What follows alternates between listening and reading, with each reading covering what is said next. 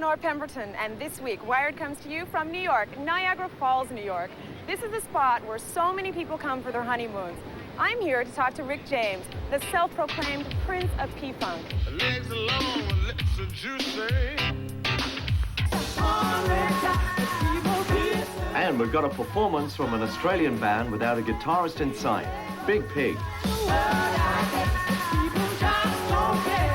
From a birthday bash in London, an unusual showcase from the two Davids, Byrne and Bowie.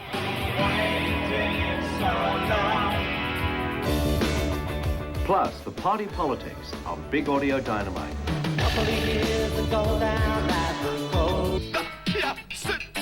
And speaking of party politics, we've got the pop of perestroika in a feature on Russian rock. Now, seeing as we're so international, we thought we'd kick things off this week with an American in Paris. Wyatt took the boat train down to the City of Lights to catch up with the royal ruler himself, Prince in concert.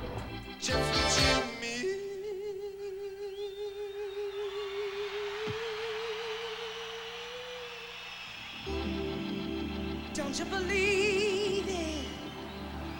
I wanna be your lover, baby. He's a liar and a cheat. Give you everything your heart desires. But telling me since he's in the spending mood. A spending mood. Treat you to a brand new BMW. No. What? BMW. One more time for the French folks. BMW.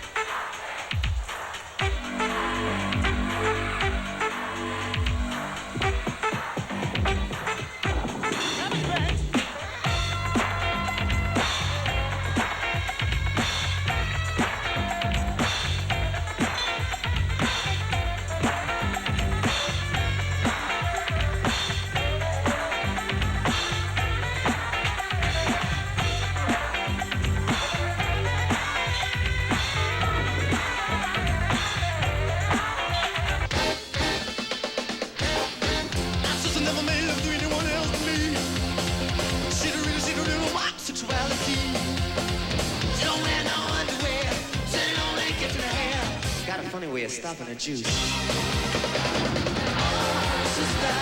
put me on the street again. Sister, I wanna be your friend. I don't want you to do anything to make you blue.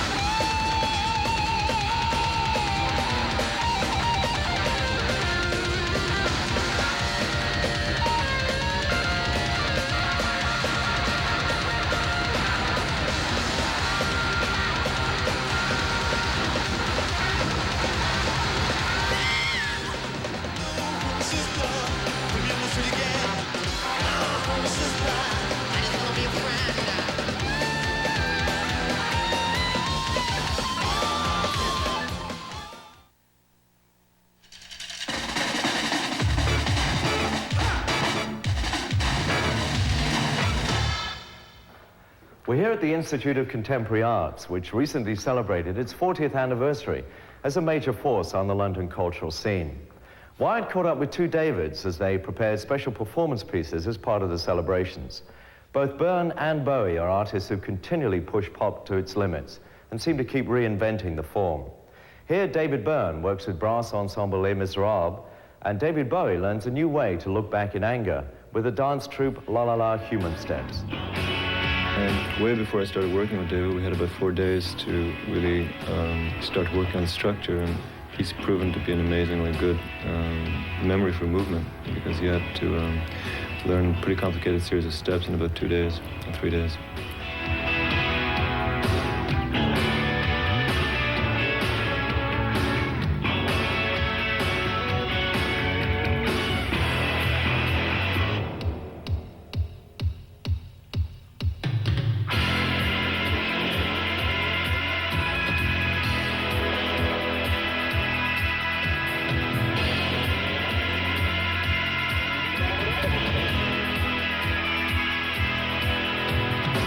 When I started dancing with La La La 7 years ago, I've seen them performing, and I like the fact that they were dancing, and it reminded me some shows of rock and roll I would see, so I thought that's the way I would like to dance. I first saw them performing Human Sex, one of their dance pieces, about a year and a half ago, I think. I think Edward and I saw very much eye to eye about it shouldn't end just at the music. I think that one can then redefine the music through movement as well. And bringing all kinds of, all the senses into play as much as possible, apart from taste.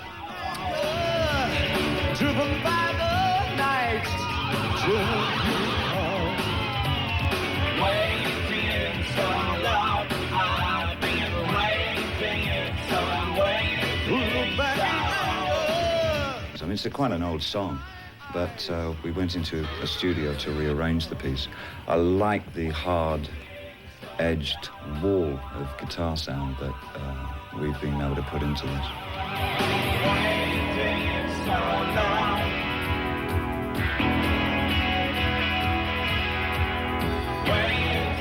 I think visually it is quite stunning, absolutely, but I think musically I'm very pleased with what we're doing as well.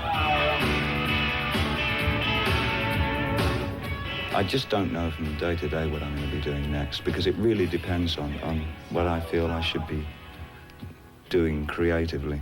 If I could say it, I would, but I can only write a song about it. In the future, there will be groups of wild... Over at the Cambridge Theatre, David Byrne added his voice to the festivities with recitations from his knee plays.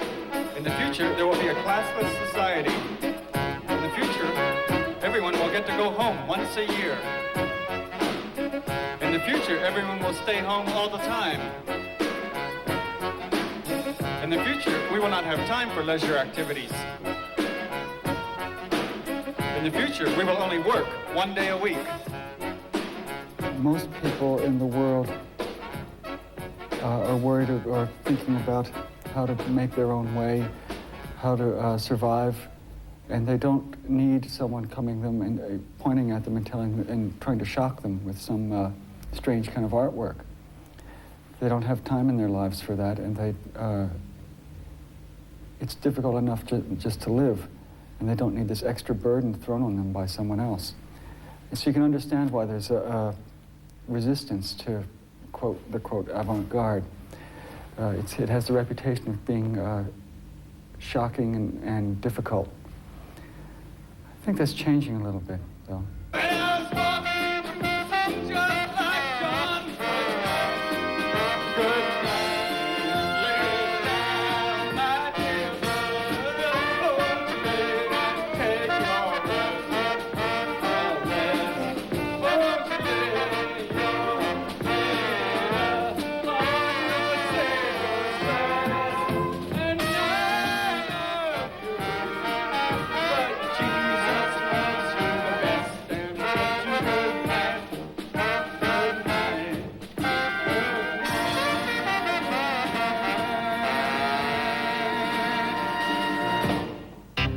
Still coming, Wired shuffles off to Buffalo to shower with Rick James. There were some women in the shower together, yes. Spitting water on each other, yes. So what?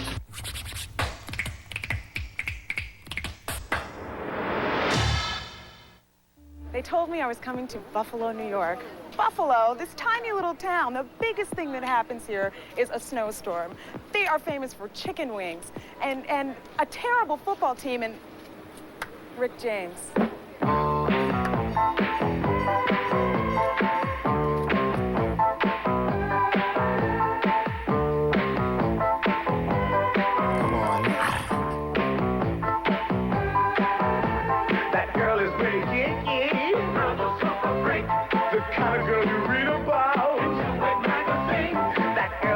James is anything but small-town USA, the original bad boy of funk.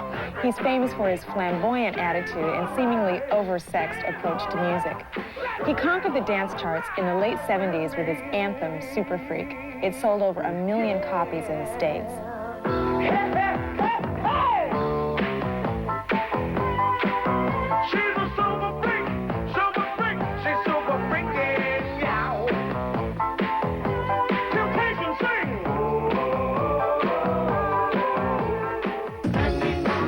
Rick released 9 albums under the Motown label and recorded with soul greats like Smokey Robinson and The Temptations.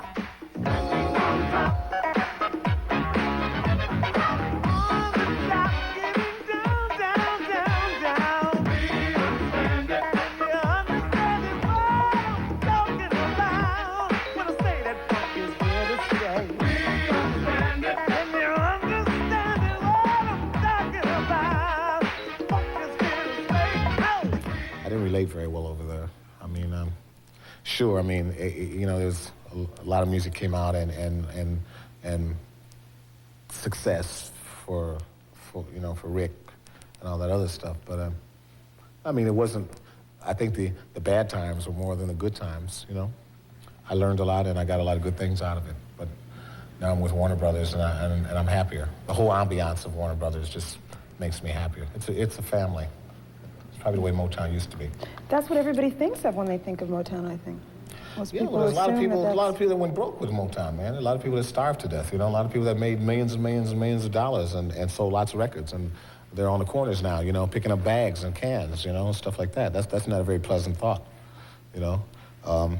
Fortunately, I wasn't one of those people. I very well could have been if it was up to Motown, you know. They would love to see me in that situation. They seem to make you just to break you.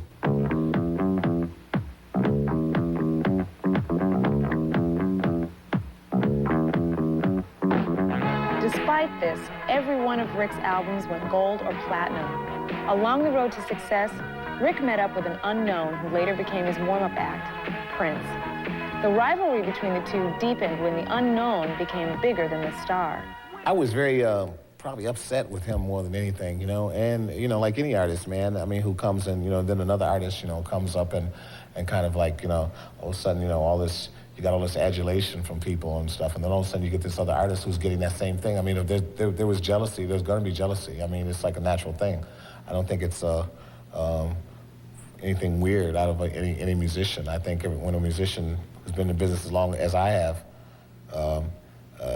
you're going to see these things happen. Mm-hmm. And I managed to be one to go through it. I mean, you know, and I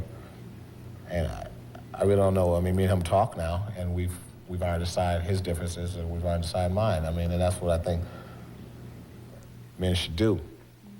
Last time I saw him, I said, "Yo, man, what's happening?" What was this part? I had to pick him up, you know. This little guy.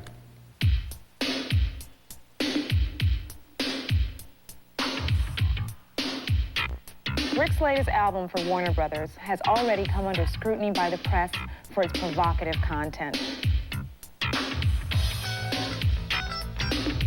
Its first video has been banned by MTV, but as Rick says, so what?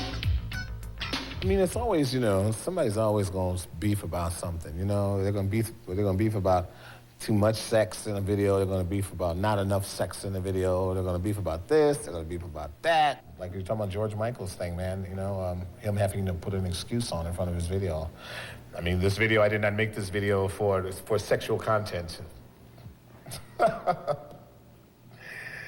Yeah. Well, to be socially responsible, I guess that was the point. They wanted you to But be what the hell is socially being responsible. socially responsible? Well, saying that in this time with AIDS and all of that, that we're not promoting promiscuity. I don't think I promote sexual promiscuity. I promote sexuality. Definitely. Definitely. You know? I think there's a difference between sexuality and sexual promiscuity, you know? I know a chick, her name is Lucy. She's a freaky thing, yeah. Her legs are long, her lips are juicy. You ought to hear what friends have to say about Lucy. There were some women in the shower together, yes. Spitting water on each other, yes. So what? Say Lucy. Yes, there was a woman cutting another woman's hair in the video. So what? Yes, there was thighs and buttocks being shown. So what? Yes, there were two women fondling each other, gently caressing each other's hand in the video. You're too straight for it? Then don't watch it. Turn the TV off.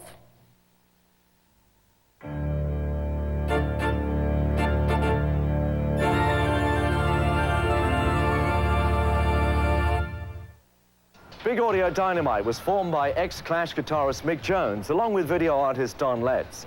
Their new album, Tightened Up Volume 88, addresses a whole range of social problems, but all wrapped up in a wonderful mix of musical styles. When it comes to speaking out, Mick and the boys have no problems putting their music where their mouth is.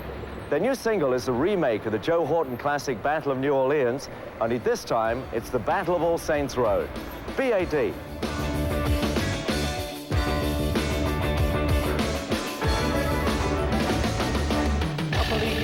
Go down that road. Chins of tide sitting on the church's road. Skinny white dude came in, he took the chair. He got a fat leather jacket, greased back hair. Nice quill cream, baby, pomade.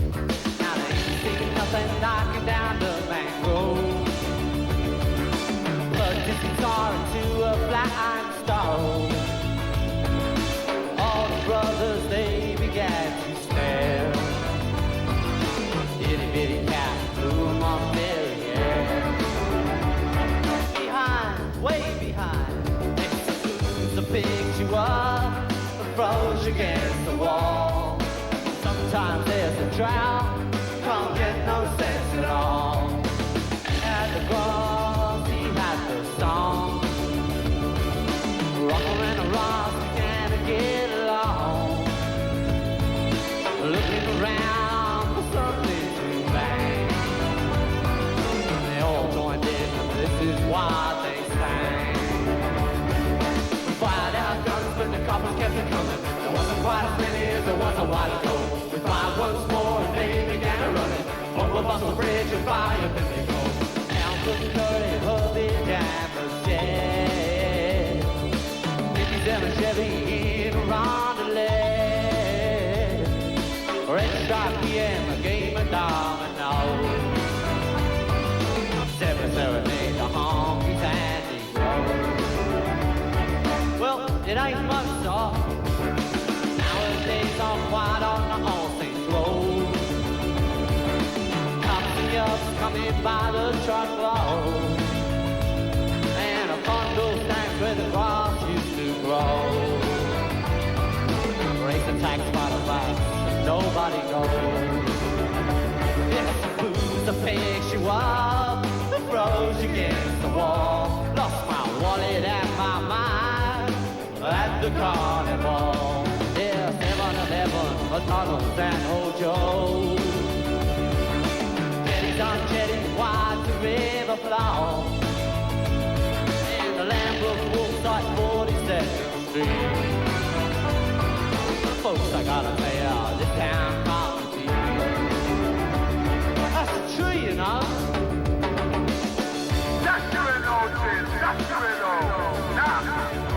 Please, would you mind saying that again?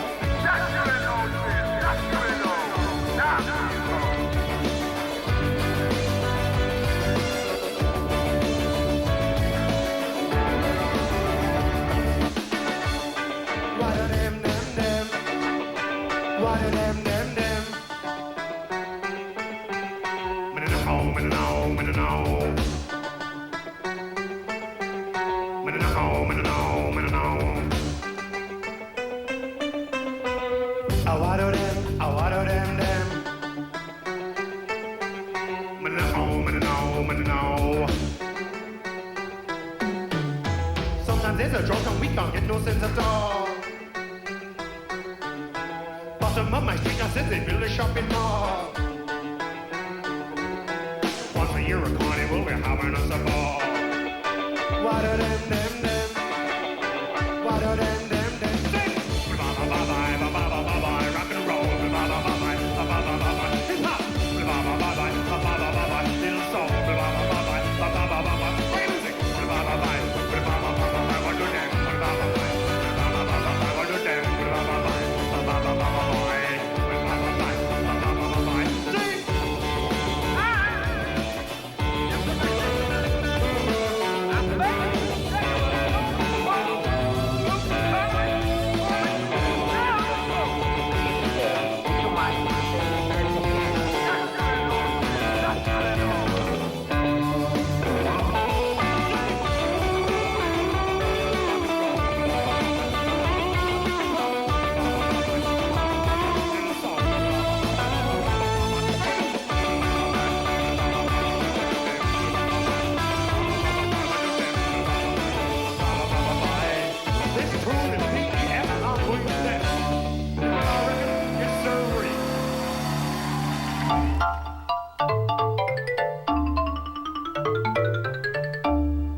Dainty's lead singer Martin Stevenson is rapidly gaining a reputation as one of Britain's most sensitive and committed songwriters.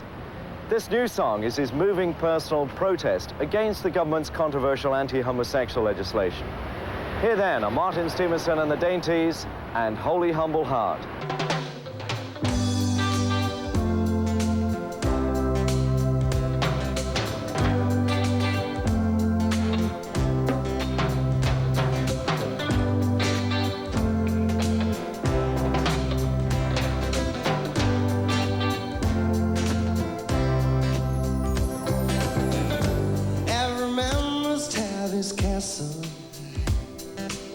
And feel a hand caress his name.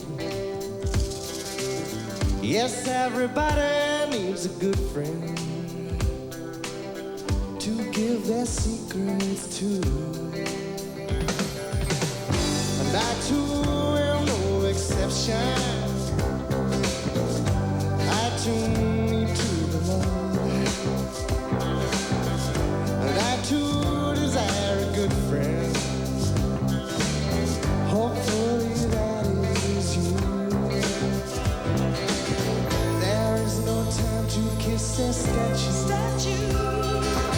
Someone who purely looks the part, who will transcend unto another. Holy humble heart.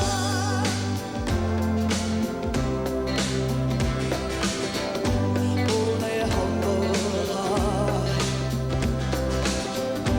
Holy humble heart. Holy humble heart. I share a friend who is a gay boy. She tells me he's full of love. Let Malcolm too be no exception. I wish him someone to love. Oh, it takes a while to rekindle. No matter how many you manage to fool. For the first bite makes the deepest teeth marks. Those wounds take a pretty long time to heal. There is no time to kiss a statue. Someone who purely looks the part.